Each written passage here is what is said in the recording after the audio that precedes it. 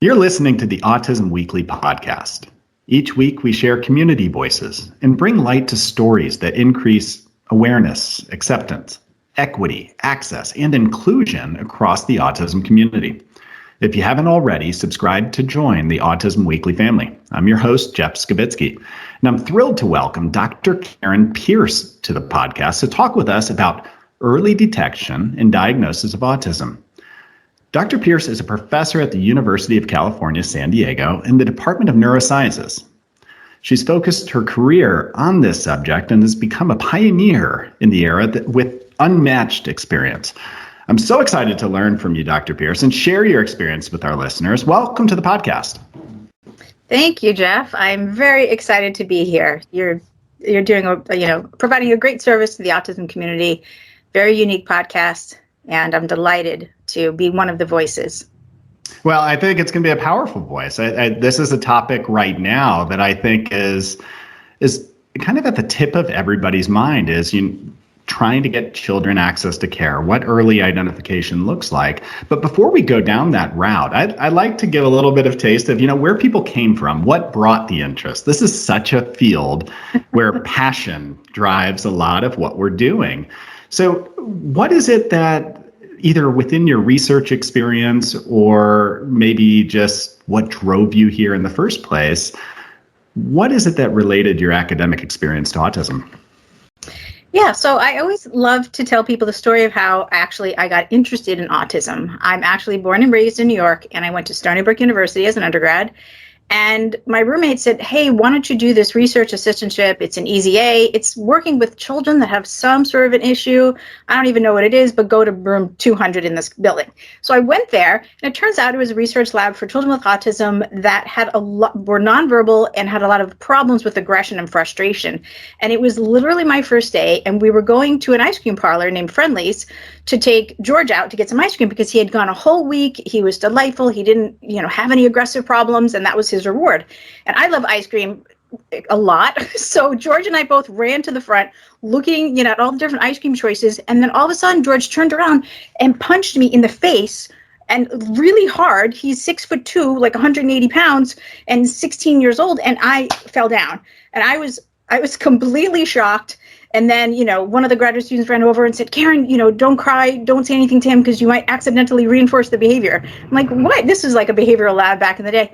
And I thought it was really unusual. So I eventually went to the bathroom and cried, and they thought there's no way she's coming back. But I came back because I thought, wow, there must be so much emotion and complexity going on in George's mind and heart that he just got so excited about the ice cream. He probably, he can't talk. He's completely nonverbal. I want to figure this out. I want to help George. I know that there's a reason that he did this. I don't know what it is, but I'm all in. And then I went back the next day, and then I applied to a couple of PhD programs that specialized in autism, and I never looked back. And so that is my very unusual introduction into the field of autism. I find it amazing is that, the way that you saw that event is probably what's making your experience as a researcher so great, is that you saw something occur and immediately it's like, okay, well, I want to understand it. I want to see the perspective. And I think community-wise, we'd all benefit from that. We see something slightly different that we might not understand individually. It's asking that question. It's going deeper and understanding that everyone's perspective, everybody's perception of events is slightly different. And that kind of goes into the fact that, we have the World Autism Month right now. And autism used to be such a huge stigma back probably when you started and I started our career paths, is that, it wasn't understood to the same level. We didn't see the strengths. We didn't see the fact that, autism is a variety of differences. But they're not inherently bad differences. It's things that we have to understand and empower the right way. So what do you want for people to understand about autism in general that maybe we might have blinders onto right now? Yeah, I think you articulated it perfectly, that autism has a lot of abilities and disabilities. And we need to understand what the profile is of individuals on the spectrum so that we can develop better ways to help them instead of just sort of this, one size, fits all sort of model. I think I'm excited that the field clinically, as well as particularly in the research area, is moving towards trying to understand this heterogeneity from both a clinical and a biological perspective. And so I think, just really recognizing that there's a wide range. I mean, it's still, even to this day, it just surprises me that you have an individual who goes off and gets a PhD. They could potentially have a diagnosis of autism spectrum disorder. And you have another individual who can't, is still not able to talk, and they have the same label. And so it poses, a lot of interesting challenges for the field, but also, opportunities to really understand what makes those two individuals the same as well as different.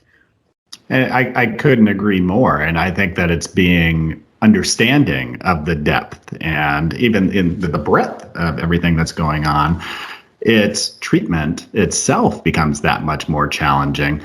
And I think that you hit it. I mean, you talked about being able to, I guess, really look at the profile, looking at all that contributes to a diagnostic evaluation for a child with autism. It could be very different for 10 different people that come in, is that they might all present slightly different.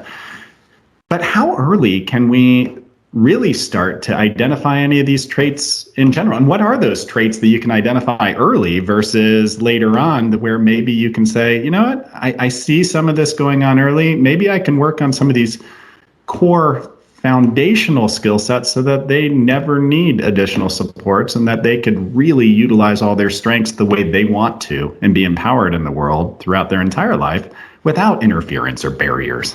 That's exactly right. I mean, the whole point of all that we're doing is so that every child can reach their full potential, right?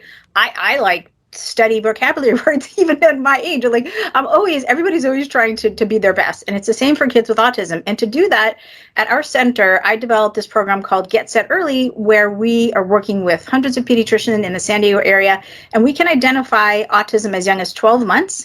And our program is really unique because we have this big network of pediatricians, and they screen for autism at 12, 18, and 24 months. So we try not to miss anyone. And then they get referred for treatment. They get referred, for a diagnostic evaluation. And once they come to our center for an evaluation, we give feedback to the parents about the child's strengths and weaknesses, and then we refer for treatment on that very same day. And so that really kind of fast tracks engagement for the families. We use a lot of, research-based tools like the Autism Diagnostic Observation Schedule to help us get to that point of understanding whether or not a child is on the spectrum, but we also use clinical judgment. And a lot of the key indicators at this young age, at like 12 or 14 months, are a little bit more subtle that you may not notice. They're really more about like social attention behaviors. So like if a mother happens to be like looking at something over in the distance, a typically developing child might go ahead and try to look and see what the mom's looking at, whereas a child on the spectrum might not. But that's not particularly glaring if you didn't know what to look for. Or like a typically developing child might be more likely to grab a toy and drop it in, his or her mom's lap to want to share that attention. And a child with autism may not do that same sort of intensive attention-orienting sorts of behaviors. And so a lot of it has to do with social attention at that particularly young age. As you get a little bit older, things become more obvious with language, and more repetitive sorts of interests start to creep in. But at 12 or 14 months, those are not as glaring as some of the things that relate more to attention. Yeah, and it's got to be really tough. If you're working with millions of parents, that's going to be really tough to be able to kind of give those indicators and to be able to put that out there. Although it helps, it starts the dialogue that they could potentially bring to their pediatrician. I would imagine is that the real work comes with the pediatricians themselves so that they can start to really understand. And I know that this has been a long time coming as far as being able to get the education built into the training during their doctoral training of becoming specialty trainings, of becoming a pediatrician. But do you see that those well visits are paying that piece of the prize here, as far as being able to kind of really help guide families? Is that where it should be happening? I think it really is. I think pediatricians are the first line of defense because thankfully now with expanded healthcare, most people do have regular visits to their pediatrician. And it's also just a natural place for this kind of dialogue to open up this question versus, a family member or friend saying, oh, what do you think about how Johnny's developing? I mean, the pediatrician is the perfect person to open out that kind of open up that portal. And the screening tool that we use with pediatricians and families is the CSBS. And the nice thing about it is the last question says, do you have any concerns about your child's development? Yes or no? Because parents actually know, for the most part, if a child has some unusual traits of development, if they're on their way to being on the spectrum, the parents know, and they almost always click yes. And even if they're super shy and they're also feeling not ready to have the conversation, they still check yes, and that allows the pediatrician to say, let's talk about this. You said yes. And there's also obviously scores, so we can say, Johnny is doing great in these areas, but based on his age, he didn't get as many points on the screening questionnaire as I would have thought. I also see that you have some concerns, so let's talk about this. And so that's how sort of more of a simple way that we get families in for an evaluation at very young ages, and in for treatment at young ages, because it really does start with a pediatrician. And with our Get Set Early model, the way it works is I'll go around and meet pediatricians, show them how to use the screening tool, and then also give them some education about autism early signs and symptoms, so they're a little bit more focused. And med school, as you pointed out right now, is really improving and enhancing awareness and understanding about autism through training in medical school, whereas back in the day when we started, that wasn't a thing.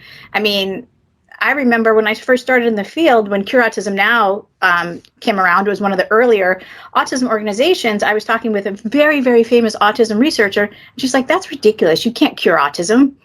And I was really upset by that, because I thought, well, why am I here then? Why? Like, what the heck?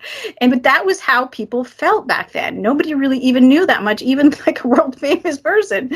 So we have come incredibly far. Circling back, I do think that the pediatricians play a massive role. And their heart's always in the right place, right? That's why they got into the field of being a pediatrician. So they're the perfect. Yeah, and the research and the guidance that you're providing through your program, I think is the first step. I think it's being able to help people have a system to be able to work through, where it's opening up that dialogue. But there's got to be other impediments or barriers to being able to access the care. I mean, with the rates of autism that are currently out there just aren't enough clinicians to be able to do what's occurring. Have you seen any advances within the way that we're looking at diagnostics? Have you seen advances in the tools we're using to be able to push us to be able to make this a more efficient process and get people the care they need? Yes, I mean, that's an excellent point. There really aren't enough licensed diagnosticians throughout the country to be able to provide evaluations to kids in needs. Even if you might recognize it, there's nowhere to go. There's also, policy within each state. Do they even have money for diagnostic services and treatment services? But to kind of go back directly to your question, one innovation that we're working on in our lab is to use eye tracking. Remember, just a little bit ago in our conversation, I said that some of the earliest kind of markers of autism relate to social attention. What is a child paying attention to, and when? Like, what is their timing? Like, even if a child eventually will turn and look, it might be a few seconds later than a typical child. And all this matters, right? The brain is enormously plastic during early development. It can reshape, remold. It's got massive, number of connections that are being formed between the first 3 months, first 3 years, particularly like in the frontal lobe. That's very important for social development and attention. And so what a child looks at feeds their brain, and it eventually molds what their brain is going to eventually become.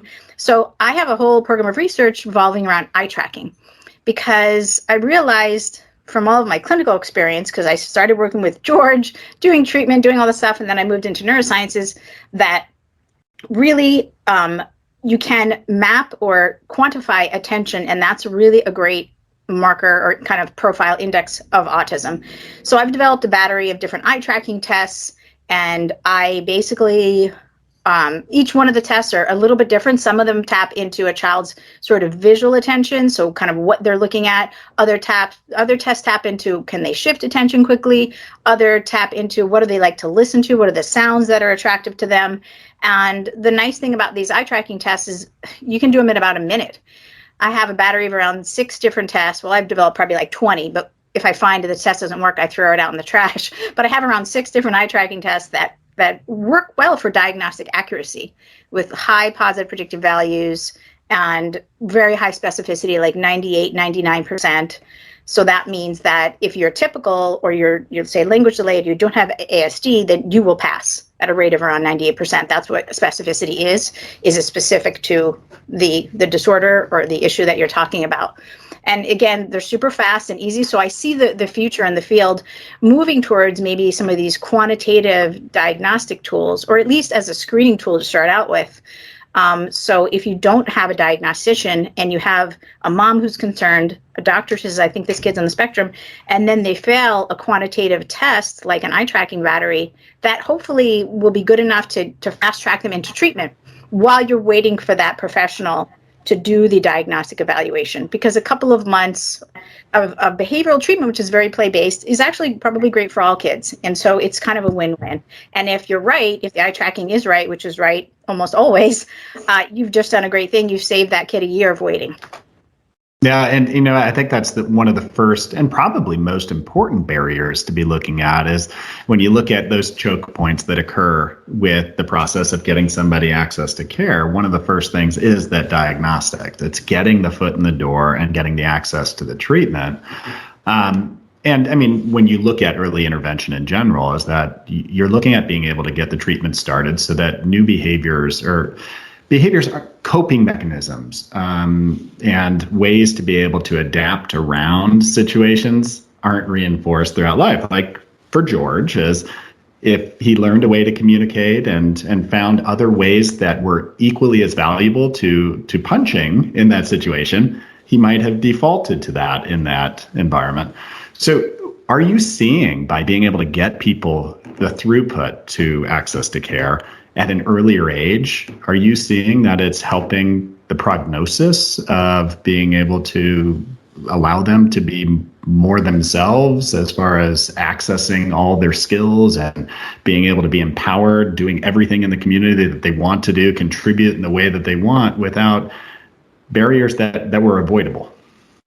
Yeah, that's an excellent question. And I believe that is true, but you can't, we're doing more of an objective study right now, tracking children that we detected between 12 and 24 months through the Get Set Early model and following them in school age. Of course, COVID threw a wrench in this whole plan because school was not school. So I had to kind of wait a little bit. So we're now just, getting into the schools and providing comprehensive profiling of the kids and seeing how they're doing. And then I'm contrasting that with a bunch of community children who did not get identified through the Get Set Early model, who may have come to attention naturally 3, 4, or 5 years old, and seeing kind of like where they are now to see kind of what the difference in trajectories are between the two children. So right now I can only say, yes, I really think that early detection, and early treatment is great for families.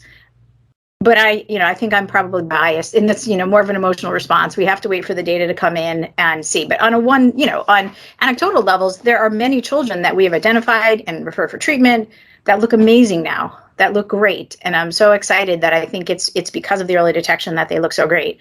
But there definitely are some children that are still struggling because I think that the missing piece is more understanding of the unique biology, right? You interviewed Pam Feliciano a while back, and they're looking for genetic differences.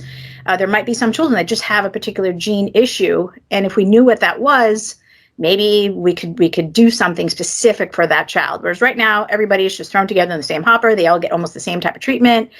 And so some kids are doing awesome with that, and some kids maybe not so much. So we do need to move more towards precision medicine. And I think, understanding biology at a molecular level, at least at an eye tracking level, because that's the other important thing to note is that my eye tracking, all of my different eye tracking tests, eye tracking is incredibly accurate, but it's not that sensitive. So one of my, strongest eye tracking tests is called the GeoPref test. I just published a paper with Teresa Wen and other people in my lab with 1,863 toddlers. All of the toddlers got a full comprehensive diagnostic evaluation from a licensed psychologist, blind to eye tracking results, just because we really wanted to test this. And we wanted to check to see, does it work well at all different ages between 12 and 48 months? Does it work well between, children from Hispanic backgrounds and African-American backgrounds and white, so we tested all these different parameters as a major validation paper, because we really are excited about the accuracy of this. And, overall, looking at just the child's eye gaze, so sensitivity was only 17%, meaning that only 17% of kids on the spectrum were identified. But once a child was identified, accuracy was incredibly high. We added in additional things like saccade rates and different eye tracking metrics and got that sensitivity up to 33%. So that means now, okay, 1 of 3 children can be identified using eye tracking, but this is just one test, right? My big vision is to add multiple eye tracking tests together. So sensitivity can be 100% or 90, extremely high, as well as specificity. Right now, we got the specificity down pat. It's not there's like only just a handful of false positives out of over 1,863 kids. It's really accurate, but it's not that sensitive by itself. But I believe that when we add a lot of the tests together, that's where you're going to get the full sensitivity and specificity. I mean, that sounds like an amazing advancement that if it does come together, which it sounds like things are kind of coming, the pieces are falling where they need to right now, is that it's going to really be a game changer.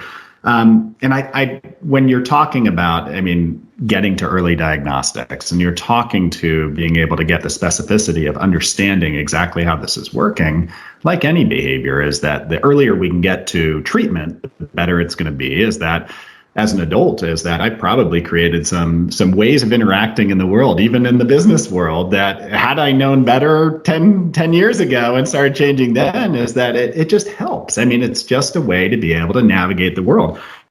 But I think you hit on something, and it's the idea of not grouping autism as this giant bundle, and treatment should vary, it should differ. And I think that the same way that you're pushing the diagnostic world right now to be a little bit more open-minded to, there's got to be other ways to be able to get to the same answer. And there might be more efficient ways, and there might even be more accurate ways if we open our minds to, let's use some of the technologies. Let's learn from what we did in the past. I think in the treatment field, we're going to see that same thing. And I've seen it a lot over the last 10 years where even behavioral therapy has moved to being normalized. It's becoming more natural, and it's not taking the same techniques for every single person, not taking the same dosage for every single person. It's becoming more prescriptive, which is wonderful to see. What do you see happening with the diagnostic world in that same vein? Do you see it becoming something where we will learn? So what used to be a 3-month wait list followed by a month to get the testing and report writing, do you see that being shrunk down from what we've learned over time? Yes. I think a 3-month wait list actually would be awesome if that were the case. Even here in San Diego, it can be long. And I've heard of different places where it could literally take 1 to 1.5 years. I see the future of diagnostics of autism kind of having multiple tools at our disposal. There's no replacing kind of parent report and parent, gut instinct, pediatrician instinct. So those are clinical. And now we're going to start hopefully being able to incorporate eye tracking into the arsenal of tools because of its high accuracy. And although we need to continue to refine the sensitivity of it, but there's also, I think, space for molecular tests of autism, because there are, as the Spark study has nicely shown us, there are around 15% of children on the spectrum that have a known genetic issue that a blood test would quickly reveal. So if you start sort of adding together these pieces, and blood test results can come back pretty quickly, eye tracking, like I said, is instantaneous, we can start to use whatever method makes the most sense for that particular child and get, diagnoses, or at least characterization. My feeling is you need to understand the roadmap of the child's strengths and weaknesses. And if they're showing the weaknesses and they're not really, their social behavior and their language isn't where it needs to be, they're going to fall behind.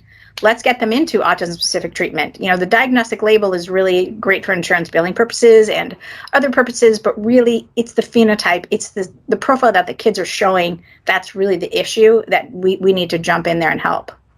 Yeah, I couldn't agree more. And that goes to say is that a lot of the treatments that you'd be utilizing for somebody who identifies autistic, it would be the same treatment that you'd be using for somebody who's just having some social emotional behavioral disorders, or maybe has social skill deficits. Is that you're going to see some cognitive behavioral therapy, you're going to see some ABA, you're going to see some speech and language therapies.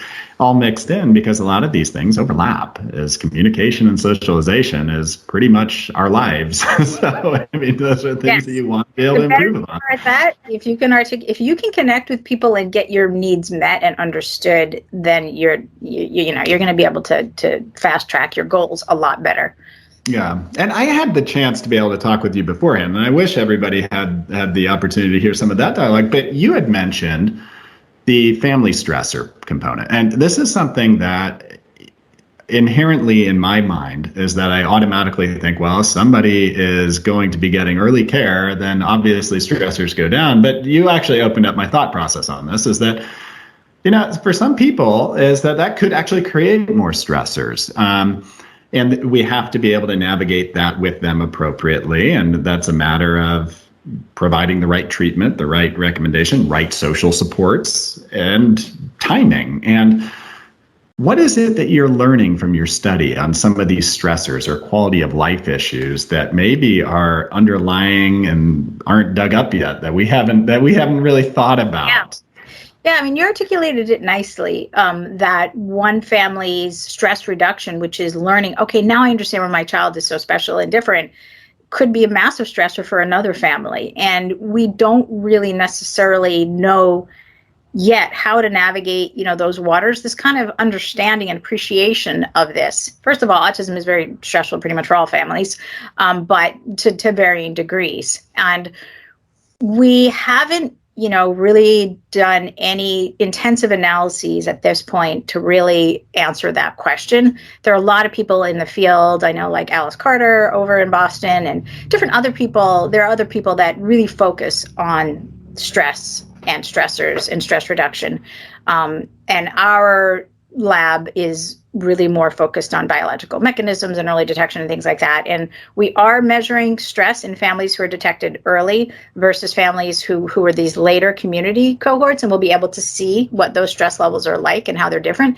And I do think it's the same thing for the family as it is for the child, right? We want to move towards precision medicine, understanding subtypes, understanding who those kids are. In the same way, it's also families too. We need to understand what the family dynamics are, what's a best fit for them in terms of the treatment. Saying to a family where you have two parents that are working 60 hours a week to make ends meet, oh, your child, needs 25 hours a week of treatment, that could be a massive stressor and could cause significant family issues. So I think we need to start to recognize too that this precision medicine needs to also take into account family issues and what's best for the entire family as well as the child. Yeah, and ultimately is that I've seen a little bit of that developing over time, is that there's been some more technology to be able to bring and normalize some treatment. There's been more of an access to different settings. So whether it's a home setting versus a daycare or clinic setting or a school setting, is that they're realizing, this treatment can follow a child pretty well, versus just trying to figure out, are there targeted skills that might open up the whole knowledge base around other skills without having to have such focused or intensive treatment at the time. So I think that it's all stuff that we have to learn, and it's researchers like you that are putting that out in the forefront right now, that hopefully as clinicians and implementers of the care, is that we can learn from what's occurring and adopt it and put it into practice. So what is exciting for you right now? I mean, obviously you're working on some big projects. But I would guess, just hearing from you, is that there's always something on the horizon. What's out there that might be the next thing, the next big thing?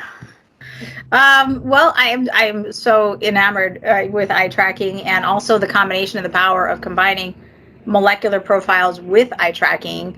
So it's not just diagnostics for me, but it's also prognostics and pre-treatment profiles. So we can say, hey, okay, your child's at risk, let's get them to treatment quickly. But also, who are you? Are you the type of child that has really poor or unusual visual social attention? Or are you the child, keep in mind, let's say, for example, the GeoPref test is 17% sensitive. That means that over 80% of children with autism show typical levels of attention to faces and social images and stuff like that. So they're doing great.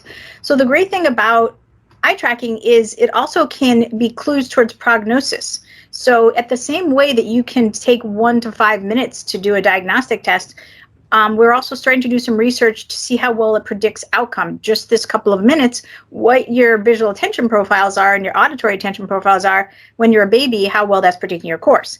And it makes sense, right? Because again, what you look at, what you listen to, that feeds your brain and how it develops. So it makes total sense that that would be a relatively accurate predictor of what's going to happen to you in a couple of years, not unless you intervene and change the style. So if you see a child has a high risk profile, a profile that is predicting not such a great outcome, you say, oh my gosh, okay, let's provide this kind of more tailored treatment because we know the child's starting point. We know what their profile is at this age. It's not a great, trajectories is not a great trajectories plan. So let's try to change that course. So I think trying to go in and figuring out how to adapt treatments to change the course is going to be really interesting, and understanding the prognostic power of eye tracking is really exciting and interesting.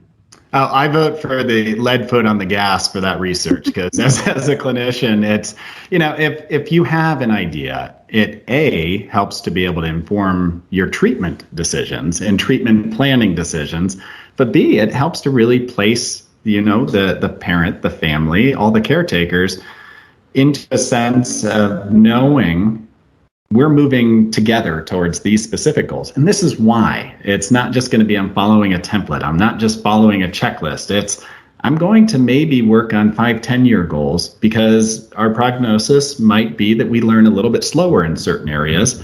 And we really want for your child to be empowered this way by the time they're 11, or it just gives more information. And I love that idea. Yeah. So where can people learn more about your research? Well, we have a website. It's autism-center.ucsd.edu. I am at the UCSD Autism Center of Excellence, so University of California, San Diego. We've got all of our articles posted there, and they're all free because we pay for open access, so that you can just go and download our articles. You can read a little bit more about our research there. So that's probably the best place to go. We also we're trying to be more modern with like Facebook and Instagram. So we're trying to start doing some posting there, but really our website's pretty up to date. And I know we have such a wonderful advocate community out there, and we have parents that are so involved on every step of the way. So I could imagine just sitting here listening to the podcast, listening to you talk, I'd be putting my hand up in the air and saying, hey, how do I volunteer? Can I be a research participant ever?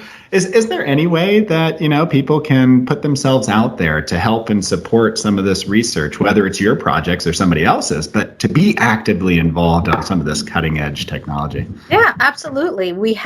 There's different sections of our website, talking about different ways you can participate.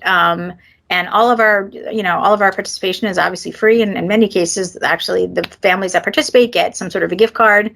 As far as volunteering, we welcome volunteers. I host, I get a lot of emails from people. We just had somebody who's from India who just came over for 6 months and just worked full time here for free because she really wanted to help, as part of her master's program. And we have a whole range of different types of individuals who volunteer here. And there's also contact information on our website about how you can kind of get involved in what we're doing here. Well, Dr. Pierce, I appreciate all that you're doing. I think that it's pushing everybody to always have open eyes and to think what's next and not be complacent with where we're at today.